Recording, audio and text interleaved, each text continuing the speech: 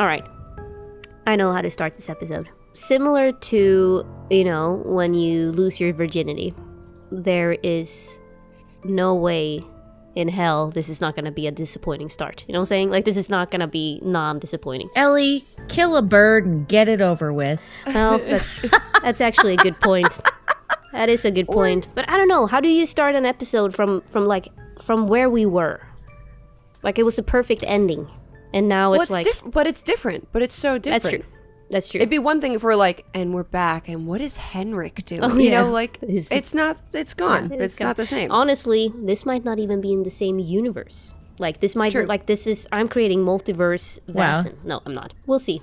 This is the Vassin cinematic universe. Yeah, right. Well, welcome back, dear audience, to the first episode of the Honky Tonky Donk from New York City. Welcome to your first sexual encounter. Get ready to be disappointed, apparently.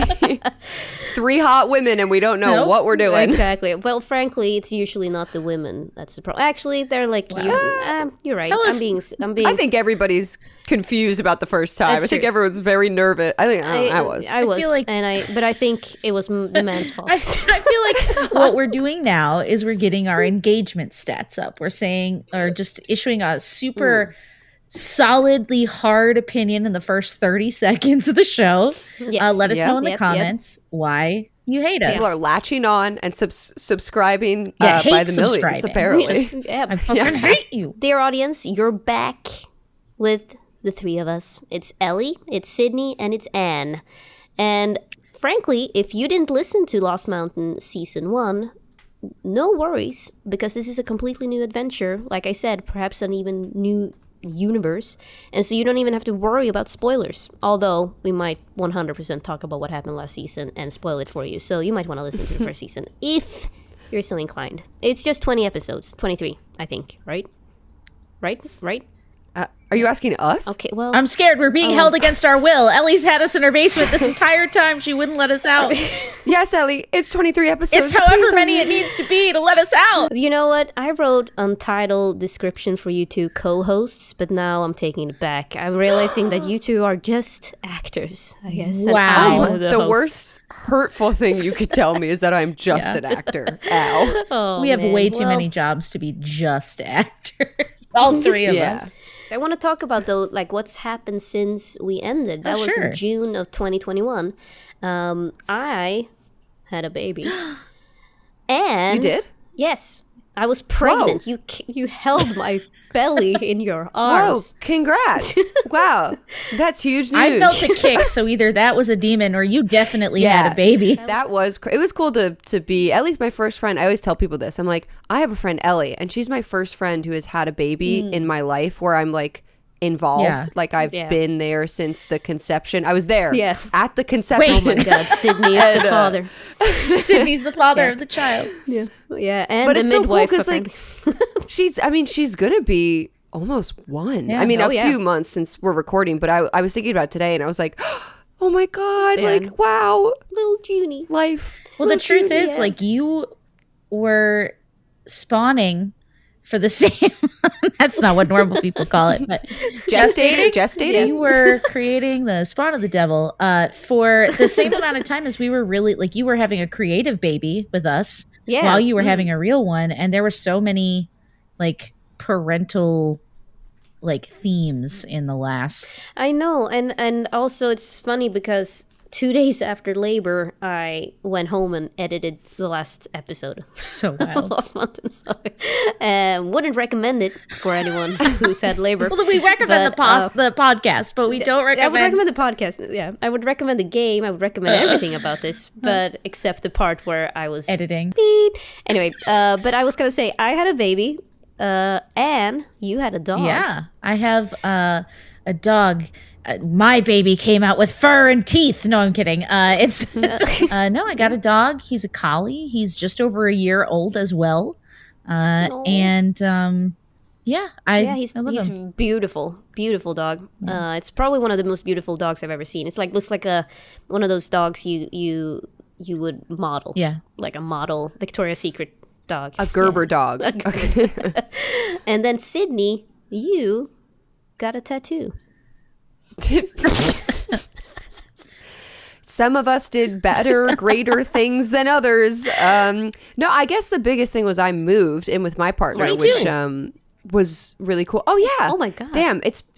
A lot of time has passed. High five. The people don't know, but we're high-fiving.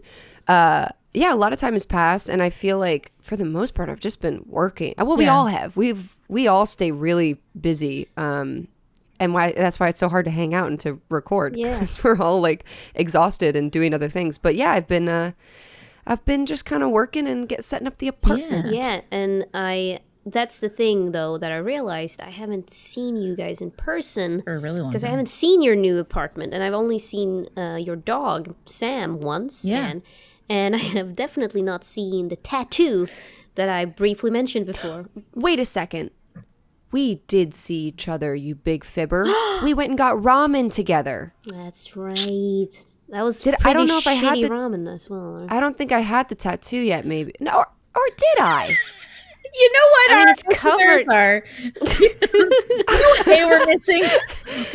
Yeah, this moment right here. But Ellie and I were going on, and she was like, "Woe is me! I haven't seen." And I'm like, "You fucking liar! We hung out. It was shitty ramen, so maybe we." Yeah, they put corn in it. The truth is, they put corn in the ramen. That's blasphemy. Second of all, I don't know. Tell us in the comments if it is blasphemy. Third of all, what comments? Where are the comments? I don't know. How do you comment on a podcast? I don't know.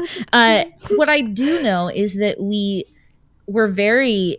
I think all of us were really satisfied with how things ended after season 1, and we didn't know if there would be any more Vaesen ever, and whether or not we came back to do another season. I think we all weren't here long enough to really miss it. Yeah. And I think that's one of the exciting things, aside from the fact that so many people also missed it. Yeah, and also very, very, very exciting news is that Free League, they freaking published an expansion of Vaesen. And that's what spurred me into thinking, holy shit, we need to explore this. Mm-hmm. Then I forgot that it's England, and English people are known to hate everyone who tries to do their accent. And so we're ready. We'll see what happens.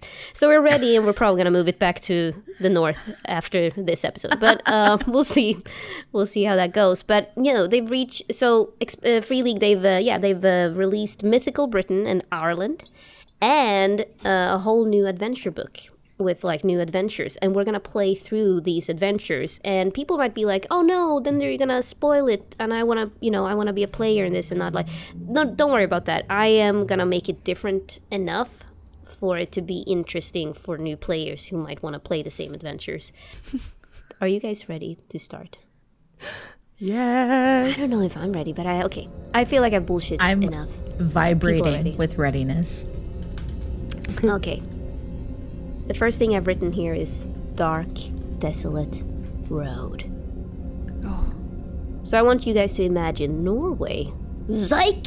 Wait a second. Exactly. But we're actually in Norway. I know that the two of you are very familiar with the country, but for our listeners, I'll paint the picture. Mountains, fjords, stunning nature, tall, sexy people with weird accents. Similar to the United States of America, urbanization is also a big thing in Norway and Sweden, meaning that most people, they live in the cities, which means they're leaving big parts of the country desolate, unexplored.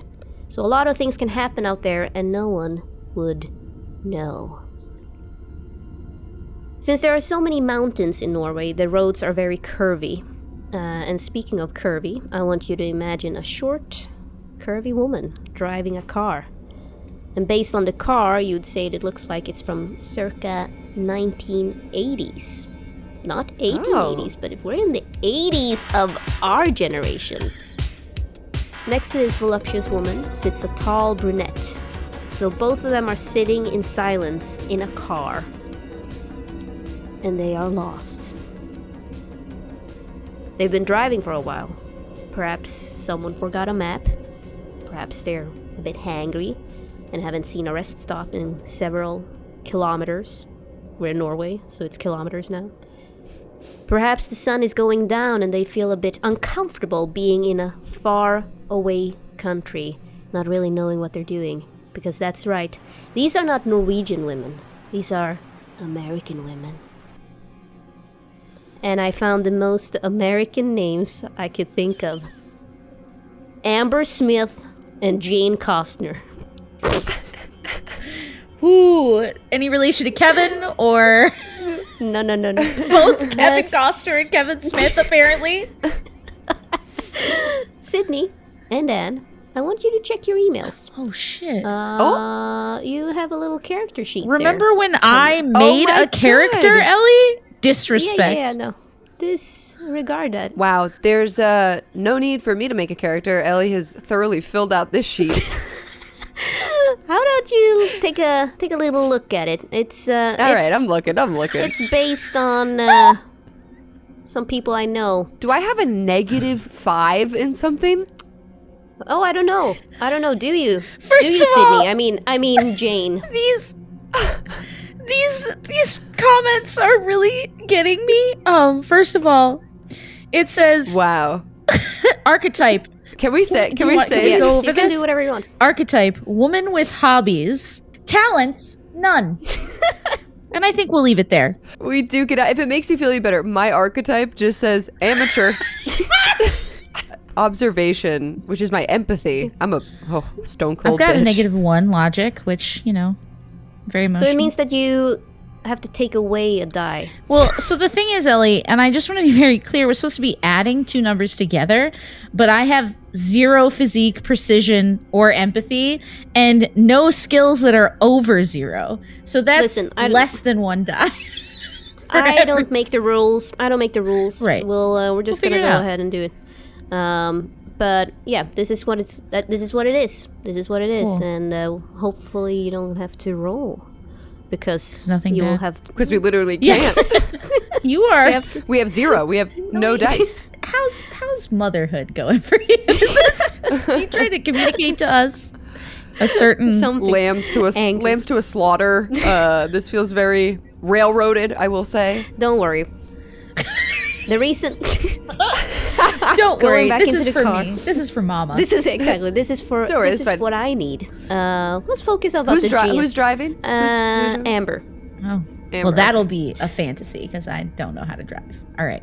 Well, 10 and 2. I'm saying that you're in Norway in the 80s. Why the 80s, you might ask? Because you don't have internet or phones. You are completely alone. Whoopsie.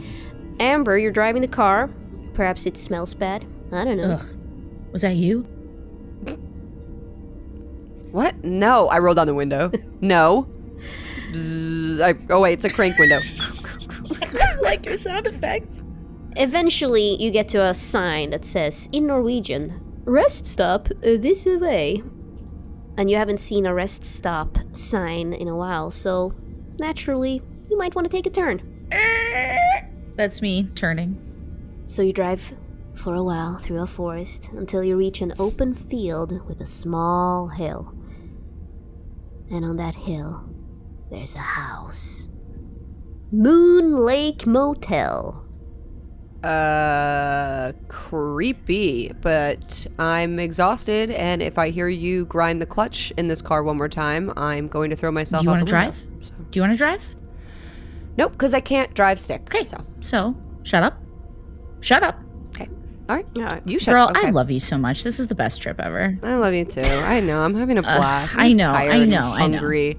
And I'm just like, I miss my dad, Kevin, so much. So I just wish that I could call my dad, Kevin, on the phone, but there's no phones. I think back to when we met in kindergarten and like someone said, oh, your dad, Kevin, is here for you. And then we ran outside and both of our dads were named Kevin. And then we became best friends. Oh. Best friends. And we always joke about our dad's name, Kevin. It's kind of what glues our friendship so glad together. We could talk about it. And we know this. You and I. For once. We could talk about it. So, you park your car then, maybe, in what you would say is a parking lot. Some might loosely term. Lake Motel. Well, it mostly looks like an overgrown swamp. But if you have a map, which you don't, but if you had a map, you would say that it looks like the lake next to it is shaped like a half moon. Oh, pretty. Oh my God. I was going to say we should take a selfie, but those don't exist. So let's just look at the moonlight. Well, hold on. I have my Polaroid. Go stand in there. Go stand over there. I put my hands in a peace sign and I smile. And I do take, no, I don't do a selfie. I take a picture of you by the lake and maybe like a sign, that says Moon Lake or something, the hotel sign. I take a picture and I go, oh, that's going to look amazing. And I shake it and then I stuff it in my pocket of my flannel button down. Amazing. Very nice. So there's a small little path that leads up to the house with gravel. It doesn't seem like anyone's been here for a while. The door to the motel is open and several windows are broken and it looks completely abandoned. How about you roll vigilance? Oh, sorry. You don't have any. I make a comment and I go, do you think they're open? I really hope so. Hello? Do you think the kitchen's open? Hello? Oh wait, how do you say hello in Norwegian again? Hello? Hello? Oh yeah. Hello. All right, I'm asking her. I'm asking Amber. Oh yeah. Hello. Stop it. Always sounds like you're making fun of it. I'm trying. I'm not making fun of it. I'm trying. Hello? Yeah. Hello? And I knock on the door. It falls over. Yeah, exactly. It falls over. Oh, shit. You don't hear anything, and you think everything looks super inviting and great. So maybe they're doing like a siesta or something. I know it's like Spanish, but like maybe they're doing like a little siesta. Here it's called fika, right? Oh. No, right. Fuck. But it's funny. I thought it was a fun callback. Season 1, baby. So she sort of like looks out over the desolate area and the lake and then looks back at the inside of this dark abandoned house and she goes, well, good news is shelter. Bad news is I don't think anyone's home, but like that just means that we won't be offending anybody by going inside. And she just sort of swings into the door. Not like into the door, but through the door. Oh yeah. I follow her in and I'm scouring to see if there's like a vending machine or like Coke cans or something. I gotta say, of the two of us, Amber does not have final girl vibes as far as like horror tropes. Yeah. I think they're both not going to do well. And frankly, they were built that way. That's okay. Yeah. I think it's fine. Yeah. I think you guys are killing it. I trust you. I mean, you wouldn't know because your vigilance is so low. So, like, you're like, Stop this is great. saying it like it's an insult when you create. Listen. This is a relatively big house. It has 2 floors, and you'd estimate that it was built sometime early 19th century. Back in its prime, it's probably quite charming, but like I said, it seems like it's been abandoned for a while. And when you enter the foyer, there's an entire wall to the right of you that has completely collapsed.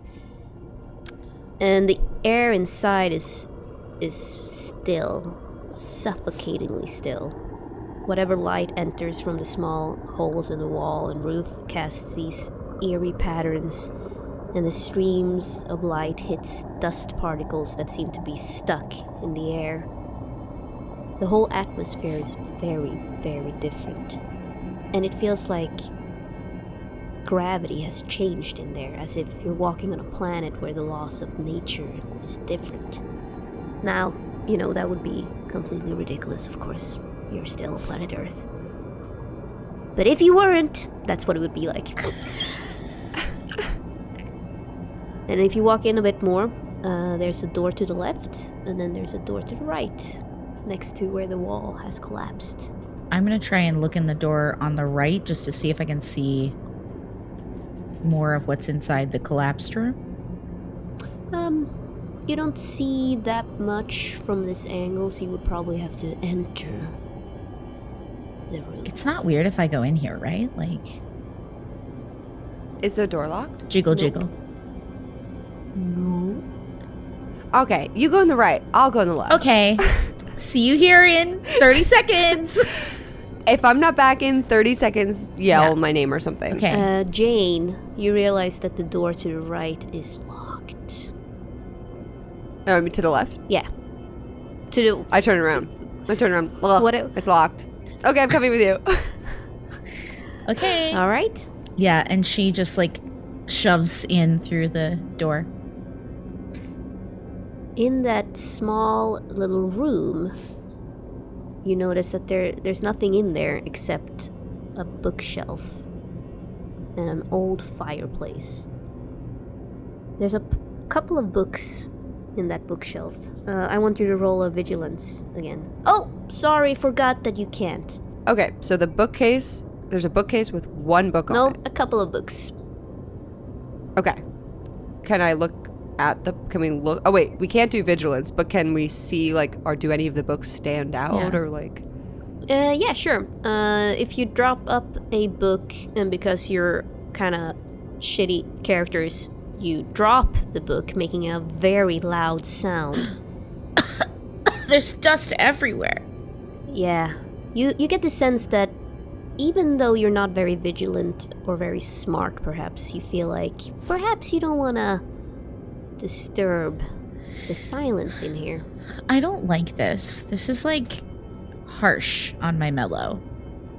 Is that what they say? Also, like, harshing my mellow. I don't know. A book isn't gonna feed me, and I can't read Norwegian, so. Well, you notice, though, that the title of this book, it's in readable English. Whoa, wait a second. I can read this. And what's the title? The title is The Lost Mountain Saga. I go, The Lost Mountain Saga. Why do I know this? Is this like a kid's book or something? I heard that, like, sagas are like epic tales, you know?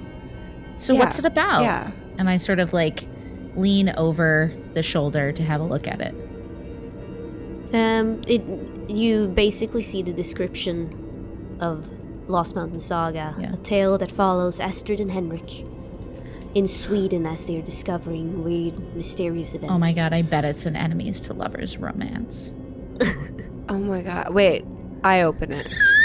It is literally, the first words are literally about some weird black bird, and then there's a church, and then unfortunately the bird seems to die. Oh my god, that was my favorite character. Yeah. They killed off my favorite character in the first page. But then you notice a different book behind it. More like a journal, you would say, with scribbles. So I will go ahead and grab not that. A binded book, basically. I'll grab the journal. And on that front page, it says in English, The Newford House Case.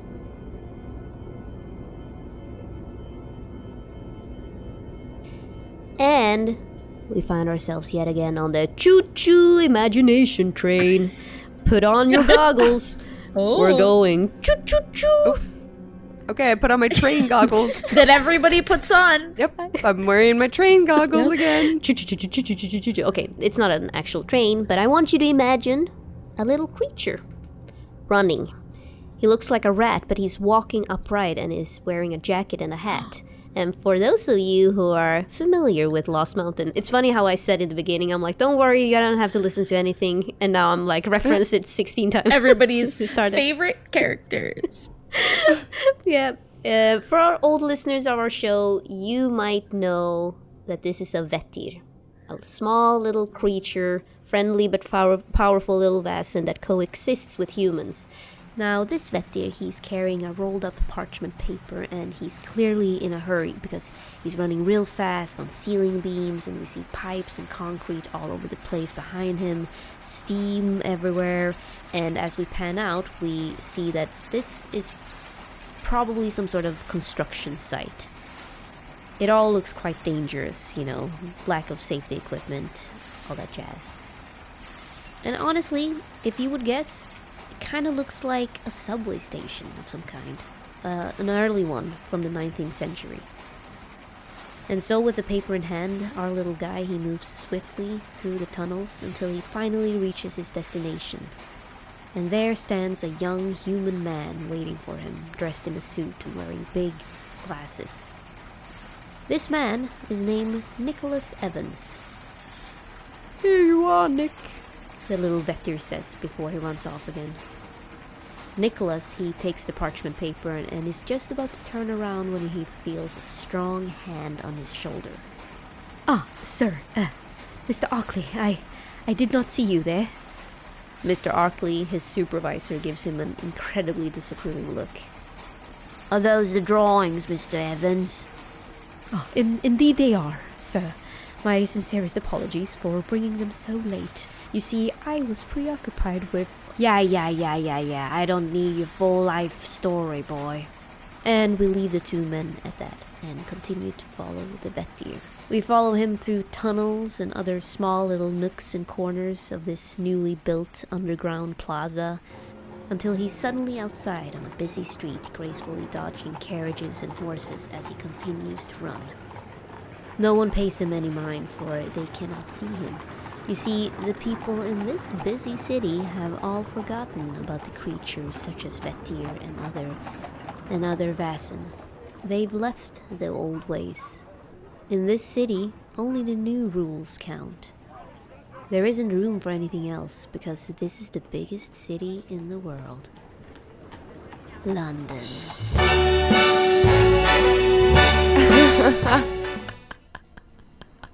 We pan out once more and we see the London Bridge as it crosses the River Thames.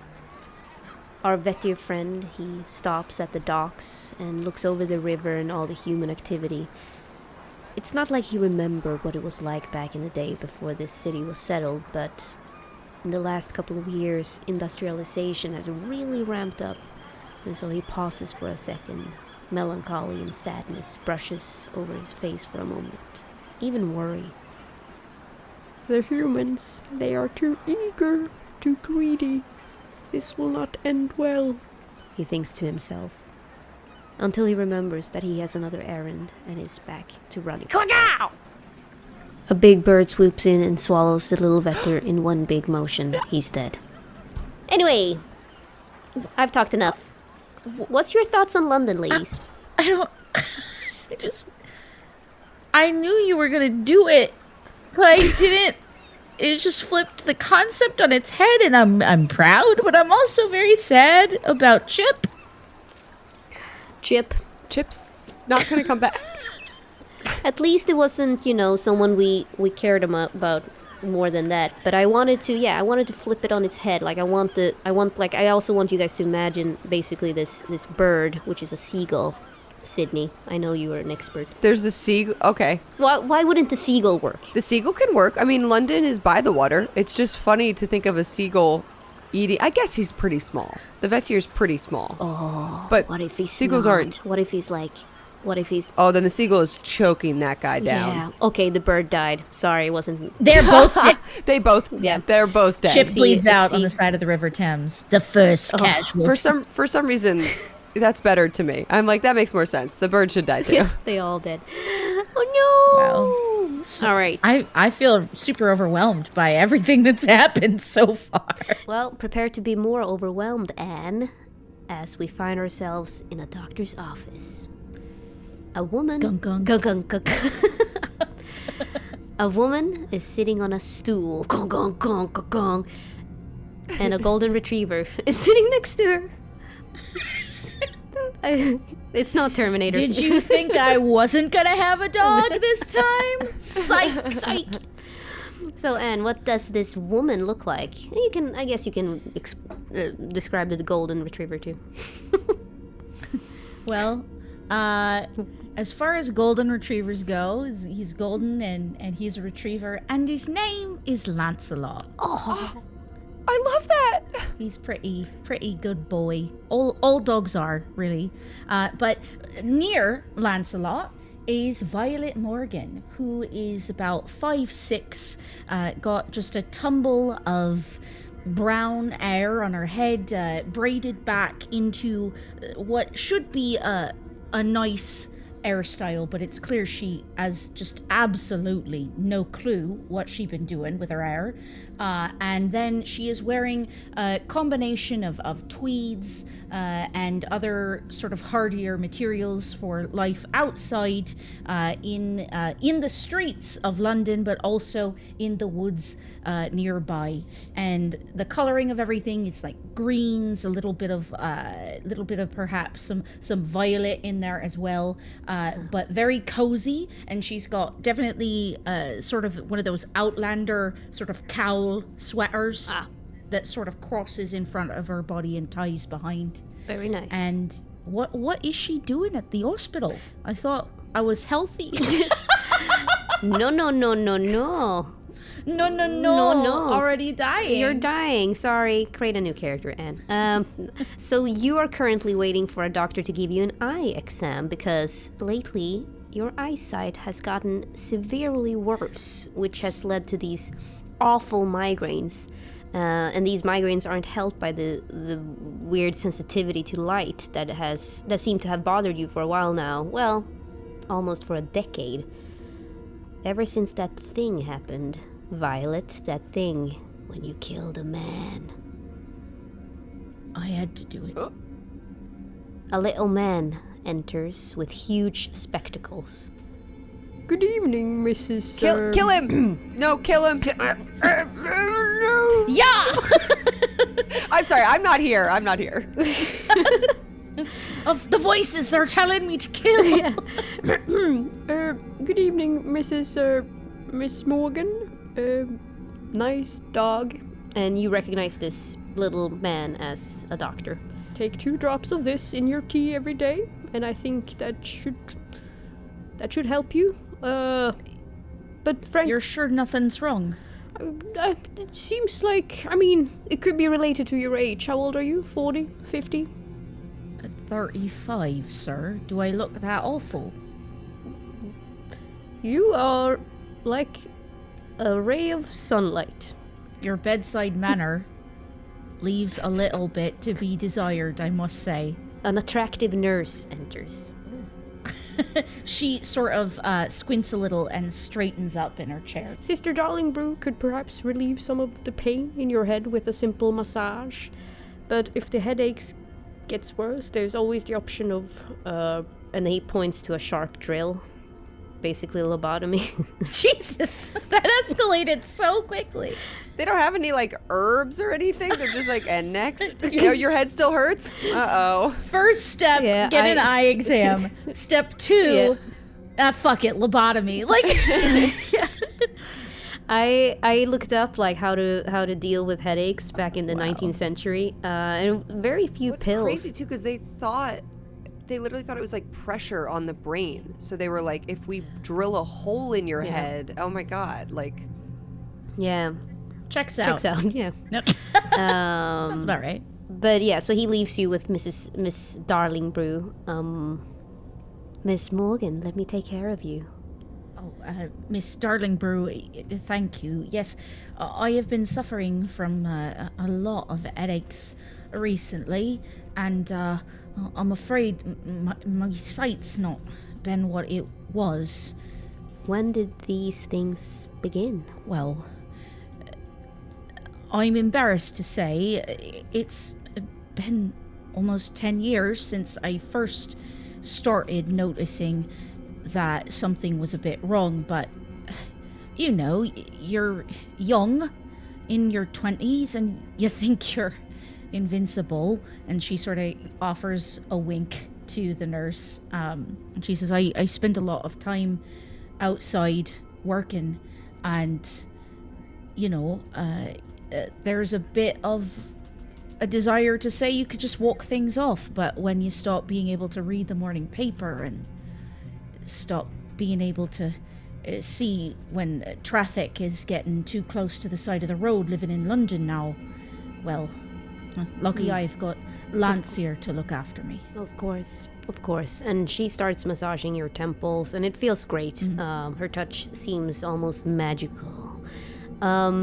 And you and Darlingbrew, you hit it off that day. She takes a special interest in you for whatever reason, and she wants to ask you more about your hunting trips, because your class or archetype is hunter. Am I right? It is. And that's first demon hunter. Demon Buffy, the vampire hunter. No, just the regular kind. just moose hunter. Are there That's the only. That's the only. That's the only. Are they in Perfect. That's the only. I don't know. That's the only. In the London that never was, then yeah, certainly. That's the only hunters I know are the ones who shoot moose in Sweden, and they're like, it's super controversial. It was like a whole. Anyway, we'll talk about that some other time. But I went to Sweden once, and I shot a moose, and ever since then I've said I'm an hunter. I'm an hunter. So and so the two of you hit it off, and she invites you one day for some tea at a house that you come to know as the Rose House, and it's a pretty old, gorgeous building. It has all of these peculiar people hanging out there. For example, there's this ageless butler named Hawkins, and he seems to be just around the corner whenever you need him, and disappears as soon as you don't need him anymore. And the others in the house, they jokingly say that he's as old as the house itself.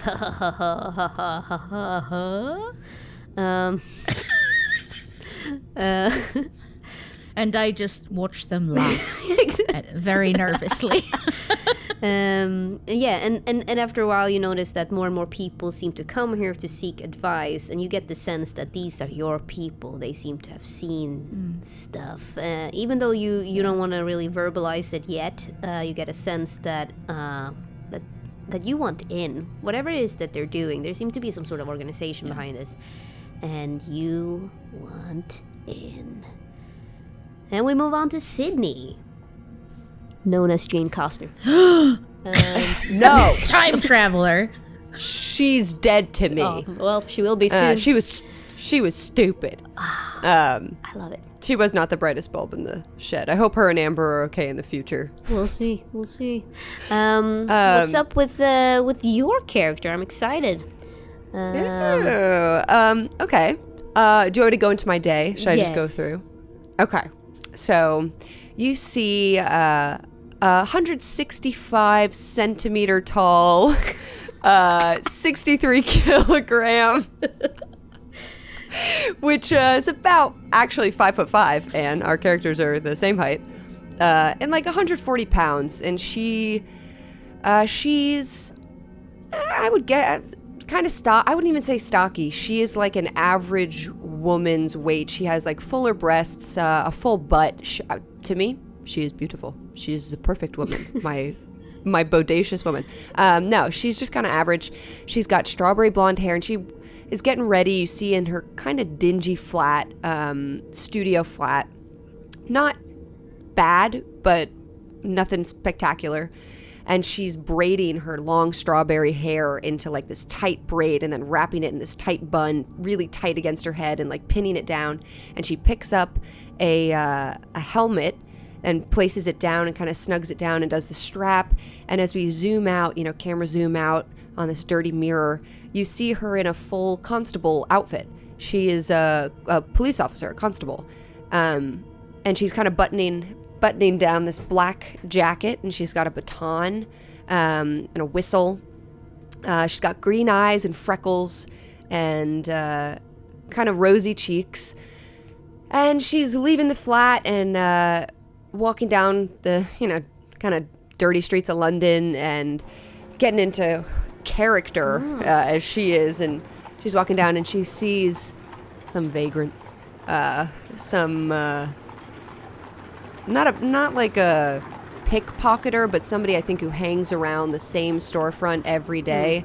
She kind of goes over with the baton and knocks on the metal gates that are in front of some of the windows. And she goes, "Oi, Ricky." Yes? What did I tell you about standing outside? How old did you say that Ricky was? Ricky? I didn't say. Ellie, it's up to you. She's ageless. Well, I'm just standing here. I thought I told you. You can't stand in front of the front of the... They don't like it when you stand in front of the windows, so back off. Who made you my mom? Ricky, I know your mom, and I'll go find her right now if you don't back away from these windows and tell you you're not at school. Listen, how about you come over here and I'll show you something real big. I'll deal with you later, because I don't even got time for you, because I got bigger fish to fry. How about that? Oh, I can't wait, love. And she just kind of like puts her baton back in its little holster and looks back at him. And he's like 12. Yeah, and I realized I was like, hi, I'm Ricky. And then like, now I'm... No, but he's like a shithole, street kid who, he's never in school. Yeah. They have this conversation every morning. Every morning, I love it. And she goes down and she picks up, like a croissant, something quick, like a loaf of something bread. She's kind of like stuffing it in her mouth as she gets to her post for the day, which is... Oh. No, not even. It's always the same post. Shit, it's the worst fucking post. Is she the bunny from Zootopia? Yes, yes. The analogy, the modern analogy is she's basically the fucking bunny from Utopia, and her whole job is to go around the city and like take down like post no bills type of thing. Like she takes down papers that people put up, or like if people don't have the proper whatever, like not permits, because I don't even know if that's a thing on the street, but like she goes to vendors and makes sure that they're on the up and up and whatever. Okay, and so what you see then is a woman, a slender woman, middle-class woman, young looking, brown hair, dark eyes, pale, and she's currently putting up a wanted, or rather not wanted, but like missing person poster on something that should not have a missing person poster. And so you can see her having... And I see her from across the street, and I'm like, oi, for the love of God. Oi! And she's just yelling across the street, you can't post there, it's post no bills. Post no bills, I'm sorry. She kind of jogs over, but she's slow. And she's like, you can't post any bills there. You got to post them on the proper bulletins in the town. Well, and she looks at you and realizes that you're a cop, but she's also like, a female cop? How interesting. Well, I have been trying to go to a police officer before, and it's not like you're doing your job. And therefore, I'm taking matters into my own hands. And you see on the missing poster, it's a picture of a young man who looks similar to the woman that's putting it up. My brother, he's missing, and, well, no one's really helping me, and this is my last resort. All right. So you already went to the police about it, Yeah, and they kept laughing at me. Why'd they laugh at you? Tell a funny joke or something?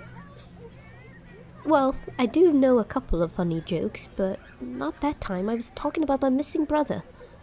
Well, what's it then? What's it all about? What's going on? Well, they don't believe me, but I really can't. Will you listen to me? Perhaps if you escorted me there, they would listen to me, because I'm sure you have the respect of your fellow colleagues, right? She looks over her shoulder, and Ricky is like pissing on where she left like a bag of hers or something. She's like, bloody hell. Yeah.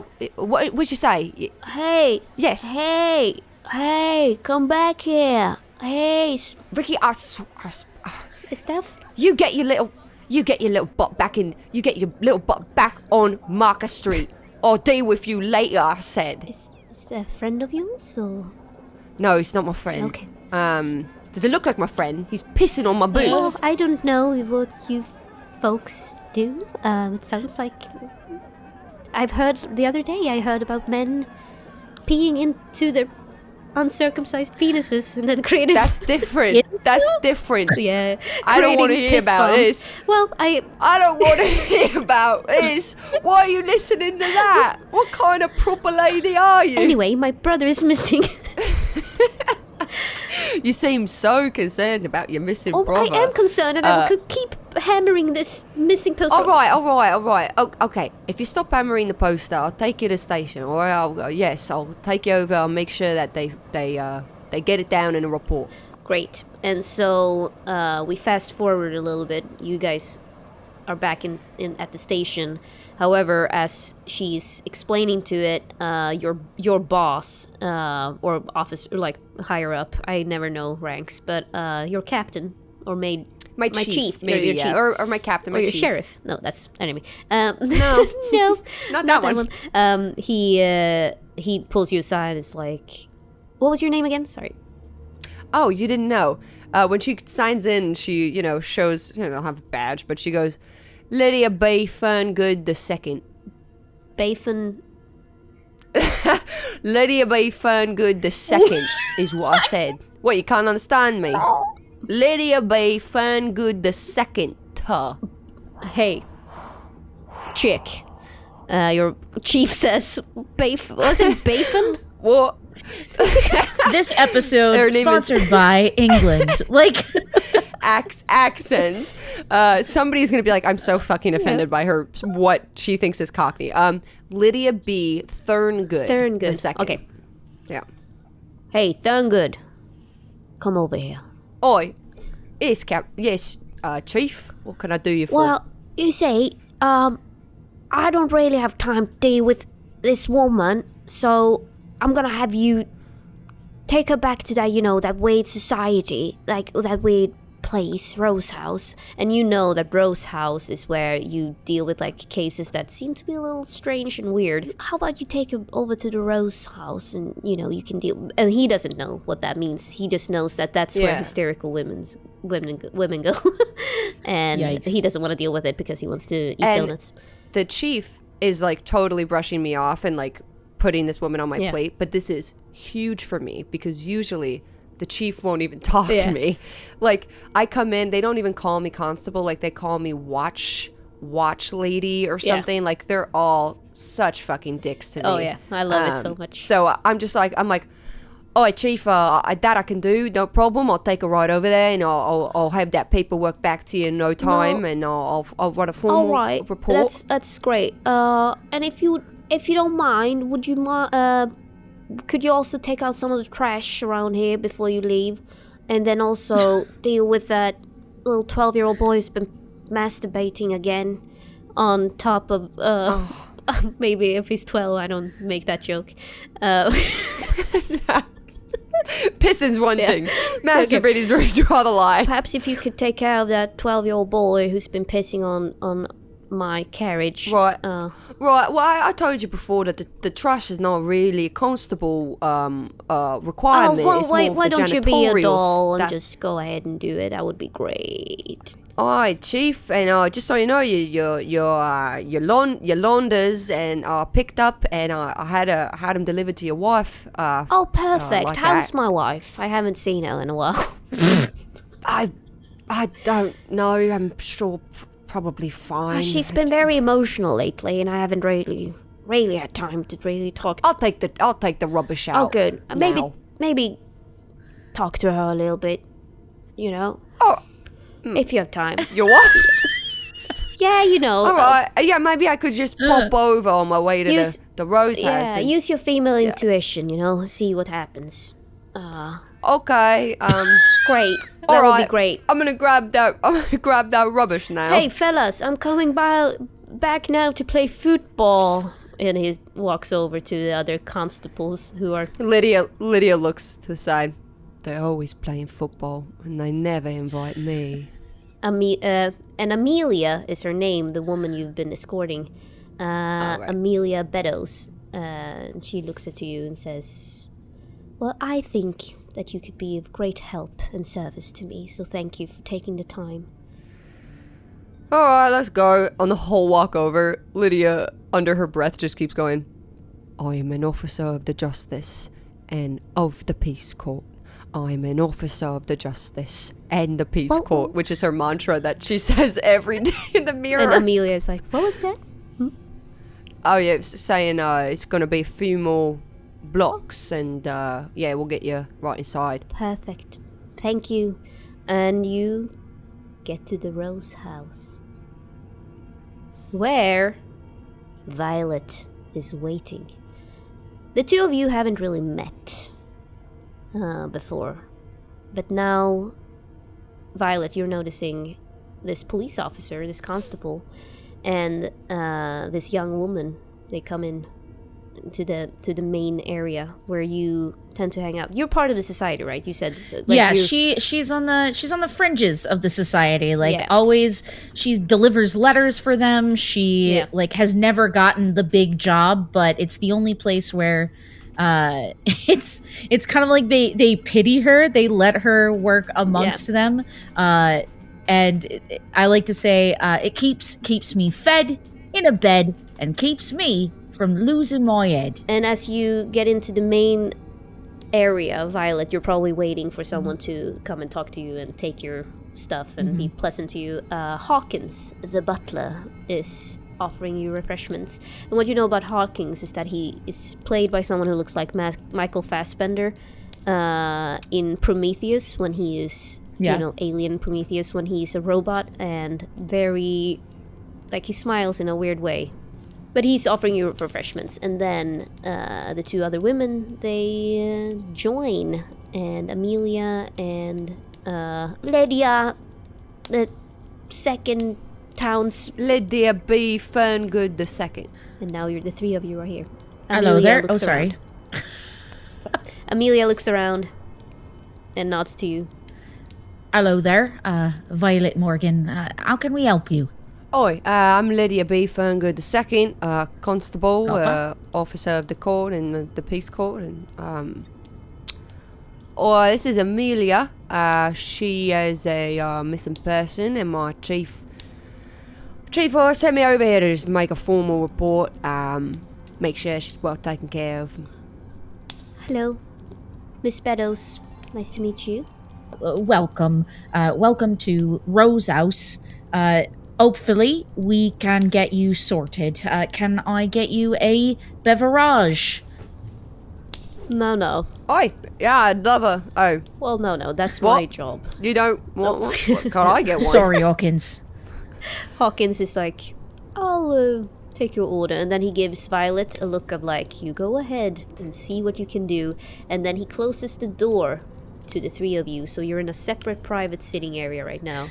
I came here to file a report, but it doesn't seem like anyone's interested in hearing my story. I've been trying to tell people.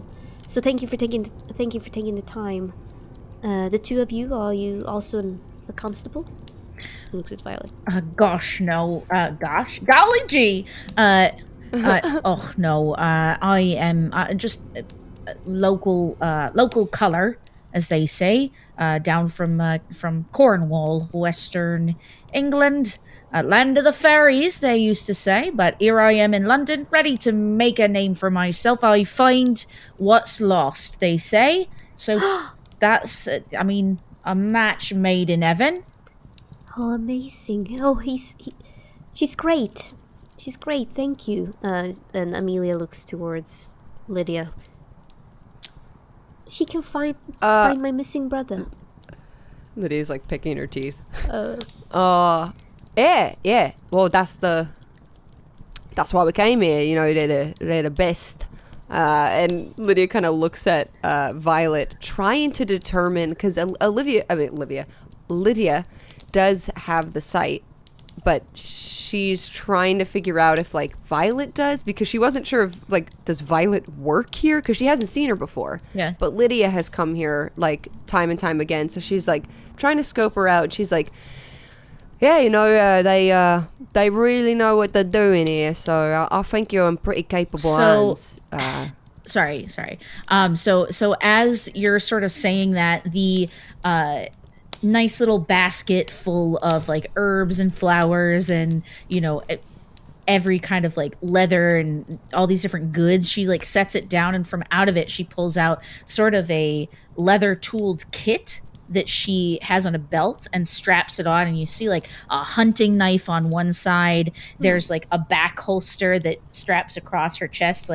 She is changing, code switching here to a whole different thing.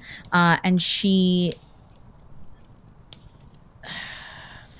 sorry guys, my brain is not good right now. It's I'm messing it, but yeah, it's fine. So we'll just get to the sorry. So you can see she has a sort of a holster on her back, not currently filled with anything, and she says, well, not to be insensitive, but when is the last place you saw him? Oh, well, okay, so here's my story. Great. And she sits down. My brother Martin, he abandoned my family a couple of years ago to live the life of a poet. And long have we worried that he would come to a bad end, and now I fear, though I pray I am mistaken, that the worst has come to pass, because we haven't heard from him in a long time, 2 months actually, and we used to get letters from him where he would request money, and that would confirm that he was still alive, but since we haven't heard from him in such a long time now, I went in my parents' place to the address where the last letter was sent from, and it's called Newfoot House at Gladstone Place in the borough of Hampstead. It's unclear what the English language does to a person of Scandinavian heritage. Not that I am of Scandinavian heritage. I am born and raised in London. I think it's Hampstead. I think you can say Hampstead. Doesn't matter now. So what I noticed when I visited that place is that it's an artistic colony. I don't know a better word for it, but it's filled with people of the most peculiar and disturbing sort. Well, I think you'll find we're very used to the disturbing and confusing. They were all either heavily drunk or worse. They were under the influence of something. And I did learn that Martin had been there, but he had not been seen for some time. And it seemed like no one really wanted to talk to me there either. And I filed a police report that no one really seems to take me seriously. Oi. Yeah, that I can relate to. And she kind of like smiles, and then she's like, yeah. And the two of you're like, so why would this be a matter of the Rose House? And yeah, when's it get weird? Yeah. And that's when Amelia quiets down a bit. And as I was in that house, first of all, it felt very weird and eerie in there, but a few minutes after my arrival, a tall lady, she came down the stairs. And everyone in that house, they changed. It's as if they were afraid of her. They called her Kitty, and she was some sort of leader. And I must confess, she frightened me. She stood tall and straight, but there was something in her eyes that frightened me. I cannot say precisely what it was, but this Kitty, she received me with courtesy and offered me tea as she heard my questions. But I had the sense that she learned more from me. She was observing me, not the other way around. And she never asked me anything. How did she react when you brought up your brother? Well, she repeated a tale told by the others that Martin had resided there briefly before moving on to an unknown destination. And she said that her community was open to all, and it was common for people to appear and then, leave without notice. And it made sense at the time, but it rang false to me. I think she was lying. Well, I think that's a fairly good hunch there, Amelia. Do I know of any Vaesen that, feed off of artists? You know of a bunch of Vaesen that would feed off of human energy. But this doesn't necessarily immediately strike you as... I mean, she might not be a Vaesen, she might just be... A terrible person. A terrible person, or someone who's a murderer, or someone who uses Vaesen to get her. This could definitely be... You would need to know a lot more, investigate a lot further. Lydia pipes up and she says, a question. Do you come from money? Not that I'm assuming nothing, but does your brother have something to offer somebody who might want to take advantage or beguile or trick? I mean, there's a lot of communities that take you in and then just take you and suck you dry. See, that's the thing. He was dirt poor. He didn't take any money from us, and... What? Okay. Anne and I are looking at each other because my accent went crazy I at the end. I was reacting to suck you dry, and I'm Anne enough to admit it. Okay. So Sucky Dry and Lydia shudders thinking about she's haunted by the 12-year-old Ricky who's constantly pissing on things and I guess masturbating. And she's like, I can't even get through the day without having horrible images in my head. Oh my god. But no, yeah. so he was piss poor, you say, and didn't have nothing. He was piss poor. It's a word I haven't used until... Sorry. You say piss a lot. Mean to say. I said, I think the word I used was dirt poor, but piss poor, I guess. I got piss on the brain. It's been a weird morning. Piss, okay. I guess, see, the thing is with Martin is, no, he did not have any money. And I know for a fact that my brother would never leave money or a place to stay. So it does not make any sense that he would just abandon this house unannounced. He would probably come home to us first in order to get more money because he's a poet. Well, there are certainly things we could do, starting with an investigation of this Miss Kitty. We could get some... She realizes she's speaking completely out of turn and just, like, looks at Lydia and goes, records? Like... Well, I mean, absolutely. I think an investigation will have to happen, especially if you have reported him missing. Obviously, I'll put that in the record. And then my accent is really difficult for me tonight. Obviously, we'll put that into the records, and then we'll have to go see the last place that you said you saw him and knew where he was at. So if we should definitely go there. Should we go now? Well, you're probably fine if you just sit tight. I don't think that you would have to go again. Okay, fine. I'll still. It might be better if you didn't go, just in case. Well, I do know how to fight, and she picks up her umbrella. Oh, you got a parasol. I got a parasol. Oh. That's very nice. Is there anything unparasol-like about that parasol? Like, it can parry it's an umbrella. It can parry the sun.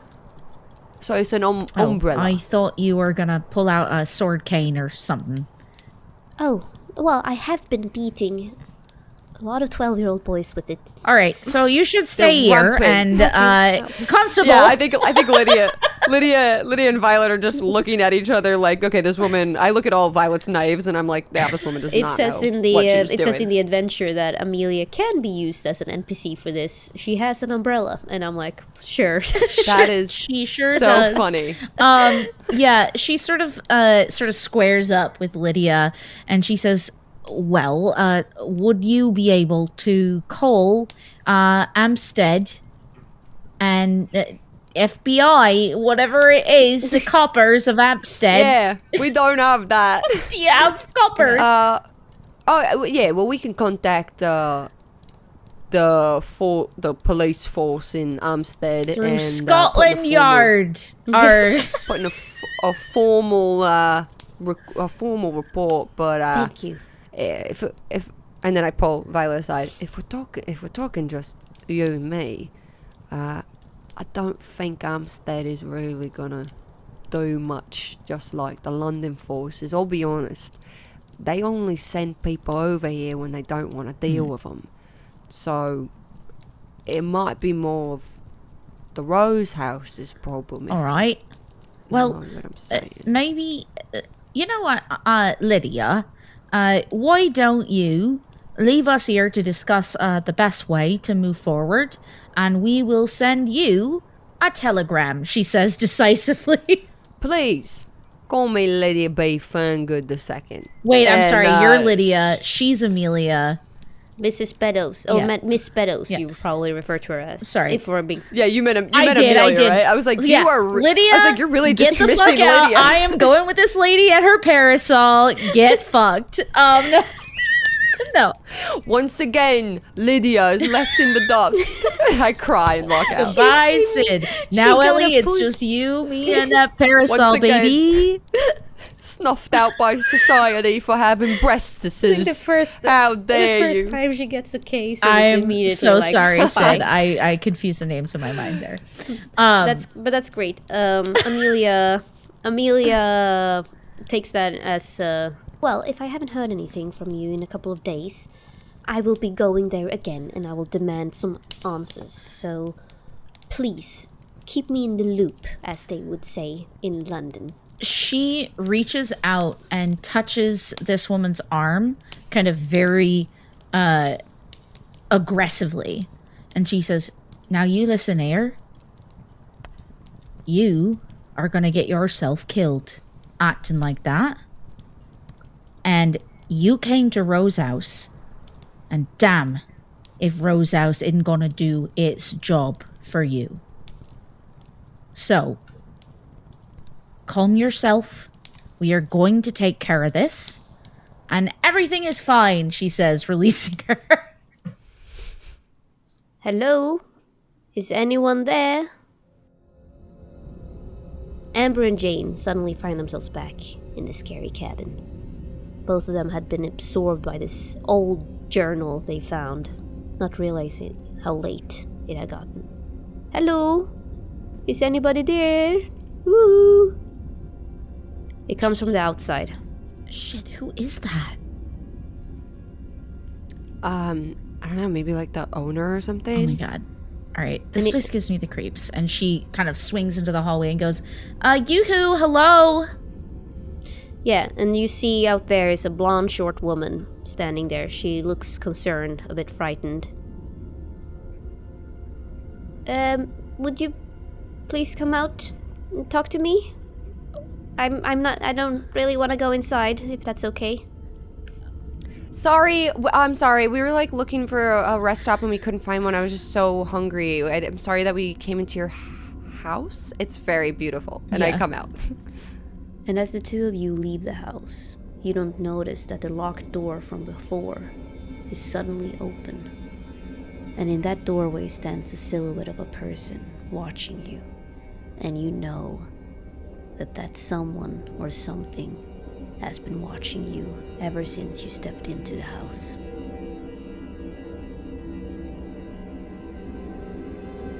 And with that, I would like to welcome you back, dear listeners, to the Horrors of the North and the second season of Lost Mountain and other sagas. Yeah, baby!